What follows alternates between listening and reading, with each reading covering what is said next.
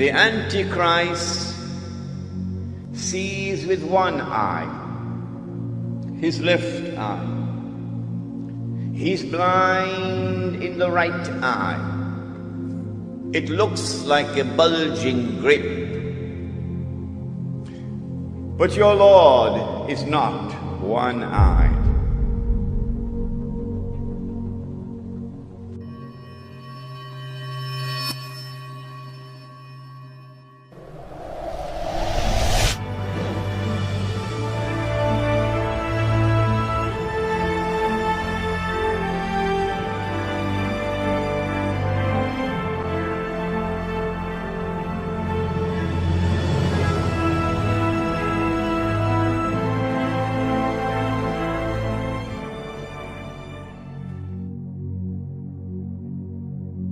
Prophet Muhammad, Allah's blessings be upon him, then informed that Allah had created a being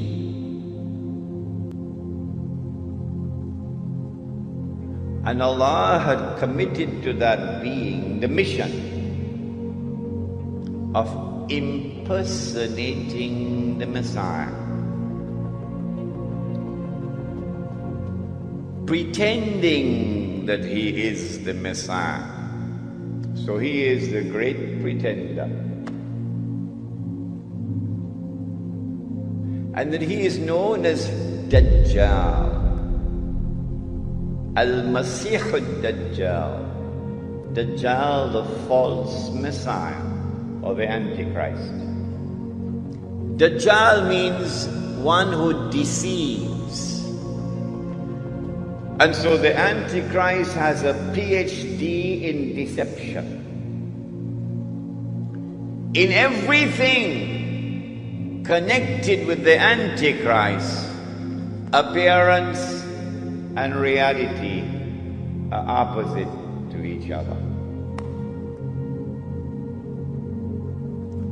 If the Antichrist is to successfully impersonate the true Messiah, it follows that he also must attempt to rule the world from Jerusalem with what would appear to be eternal rule.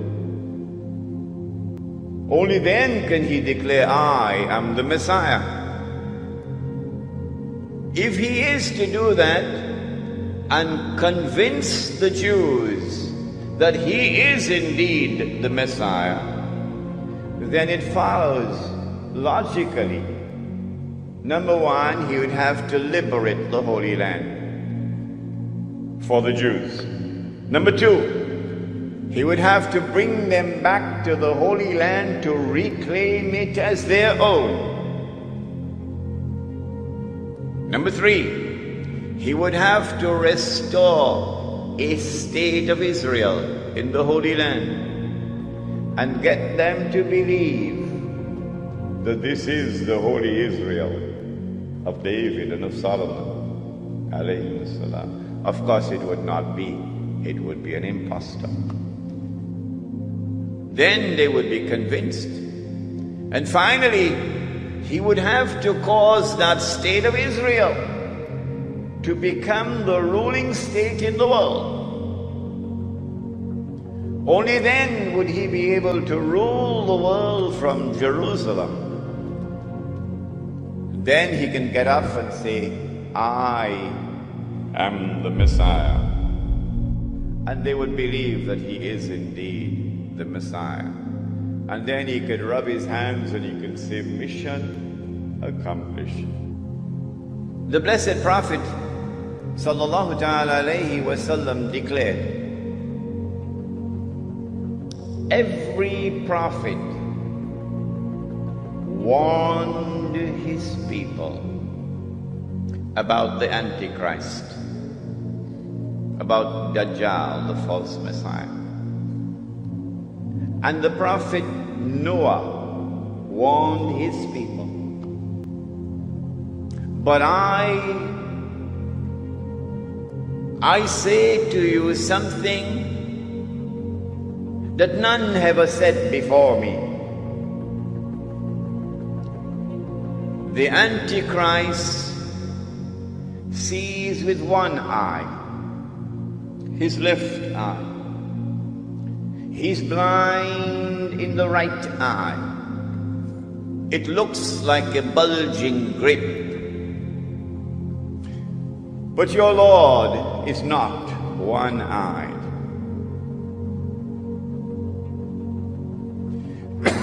Between his eyes, on his forehead, is written the word Kafir, disbeliever.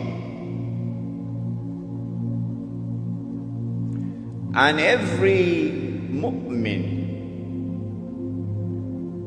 will be able to read it. A mu'min is the one who has accepted the religion, the true religion, but has not only accepted it with the lips, but the truth has entered into the heart. The one who has faith is a mu'min. And so every mu'min will be able to read and recognize disbeliever. Whether that mu'min is literate or illiterate.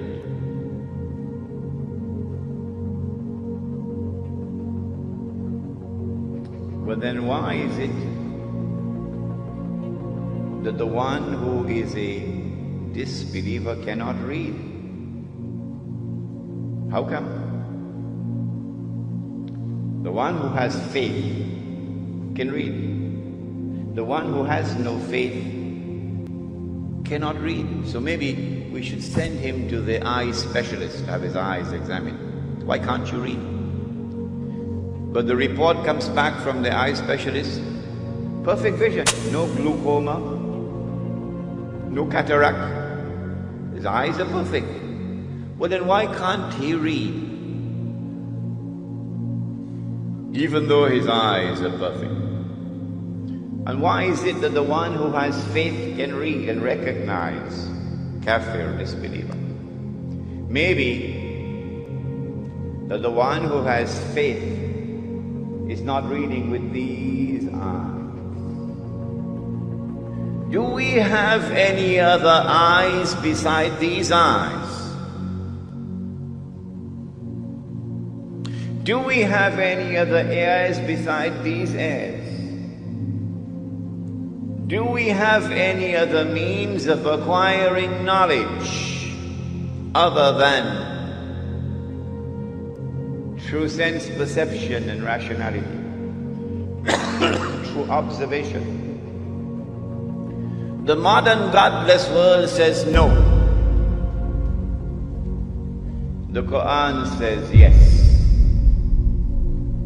The Quran says that the heart can see. The Quran says that the heart can hear. When faith enters into the heart, then Allah puts nur in the heart, light. And with that light, the heart can see what these eyes cannot see. This Kafir on the forehead, as any artist, and we've got so many of them here tonight, as any artist would know, is symbolic. It represents the capacity of the mu'min to look at that which Dajjal creates. For example, he creates a civilization. And the civilization comes to be known as modern Western civilization. And the mu'min will be able to look at modern Western civilization and recognize it to be based on kufr, as though Kafir is written on its forehead, as though Kafir is written on its forehead.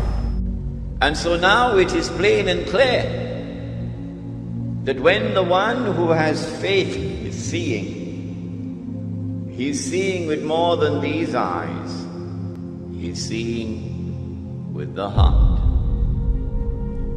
And so now it is also plain and clear that when Dajjal sees with the left eye, it symbolizes external vision. And when Dajjal is blind in the right eye, it symbolizes internal blindness. With this introduction, we understand now that when we're dealing with the subject of the Antichrist, there is a lot of symbolism involved in it. Religious symbolism, which needs to be interpreted.